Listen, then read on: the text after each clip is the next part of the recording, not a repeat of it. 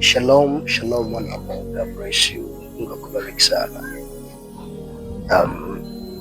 Liko jambo ambalo natamani kulizungumza kwa sehemu ndogo. Kuna namna ya kupiga hatua kutoka sehemu moja kwenda sehemu nyingine. Ya ingekuwa mwanadamu kutoka eneo moja kwenda eneo jingine ni rahisi, watu wengi wangekuwa na maisha mazuri. Lakini umewahi kujiuliza kwa nini watu wengi maisha yao ni magumu sana? Ninapozungumza maisha magumu, namaanisha hawana uwezo wa kuvaa wanachotaka wavae, hawana uwezo wa kulala wanapotaka walale, lakini pia hawana uwezo wa kula wanachotaka kula. Hii ndio tafasiri ya maisha mazuri. Moja kati ya gharama wanazolipa watu wengi wanaoamua kupiga hatua ni maumivu wanayokutana nayo wanapoanza kutembea. Moja kati ya gharama ambazo huwa wanalipa watu ambao wanafanikiwa ni maumivu wanayokutana nayo wakati wanapoenda kufanikiwa. Mafanikio yana gharama kubwa. Mafanikio yana maumivu.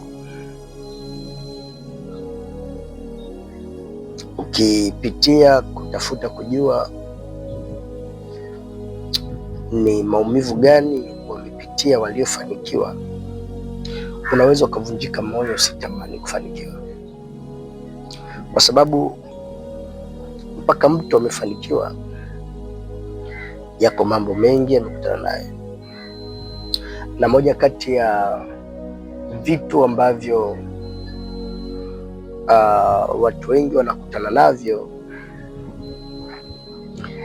ni maumivu ya mafanikio yenyewe. Hakuna jambo gumu kwenye maisha ya mwanadamu kama kutoka eneo moja kwenda eneo jingine. Sio rahisi kama ambavyo watu wengi wanadhani. Kuanguka kila wanapoanza kutembea. Hii imefanana na hatua za mwanadamu kukua. Mtoto anayejifunza kutembea akiwa na hofu ya kuanguka, mara nyingi huwa anachelewa kutembea.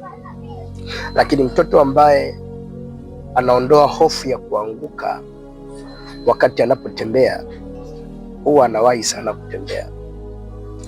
Hivyo ndivyo maisha yalivyo. Anayeogopa kutembea kwa sababu ya maumivu atakayopata wakati anaanguka, atachelewa sana kufika alikotakiwa kufika au alikotakiwa kwenda. Kwa sababu moja kati ya vitu ambavyo watu wa aina hii wanaogopa kukutana navyo ni maumivu ya kuanguka wanapoanza kutembea. Nikutie moyo siku ya leo. Haijalishi umeanguka mara ngapi, amka, tembea tena. Tembea kwenda mbele, usirudi nyuma.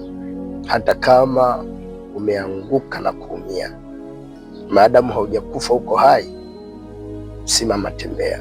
God bless you. Utafanikiwa. Salute you. Shalom.